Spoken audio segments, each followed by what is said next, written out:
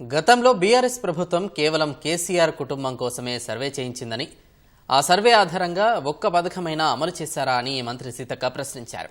హైదరాబాద్ గాంధీ భవన్లో మంత్రులతో ముఖాముఖి కార్యక్రమంలో పంచాయతీరాజ్ శాఖ మంత్రి సీతక్క పాల్గొన్నారు.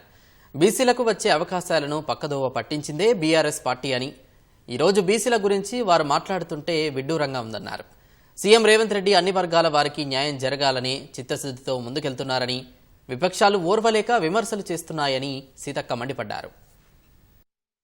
గత బీఆర్ఎస్ చేసినటువంటి కుల సర్వే, కుల సమగ్ర సర్వే వాళ్ళ కుటుంబం కోసం చేసిరు, మన కుటుంబాలన్ని పేరు మీద. అంతిమంగా ఆ కుటుంబ సర్వేను ఎక్కడి పంపిర్రు? లిమ్కా బుక్ అంట. లిమ్కా బుక్ కోసం దుబాయ్ నుంచి వచ్చిరు పాపం, పేరెక్కించుకోవడం అంటే సర్వేలో పాల్గొనడం కోసం, లేదా వేరే వేరే దేశాల నుంచి వచ్చిరు. ఆ సర్వేను ఆధారంగా తీసుకొని ఏదన్నా పథకం అమలు చేసిండ్రా? బీసీలకు వచ్చే ఒక మంచి అవకాశాలను పక్కదోవ పట్టించి రేపు ఏ అవకాశాలు ఉండొద్దని చేసి కుట్ర చేసి ఇవాళ అందరూ అట్లా మాట్లాడుతున్నారు.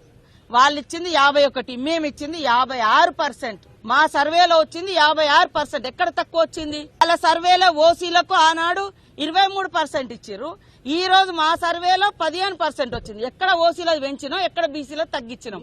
ఇవాళ వాళ్ళు వచ్చి మేకవన్నె పులులాగా వేషాలు ఎత్తే ఎవరు నమ్మరు.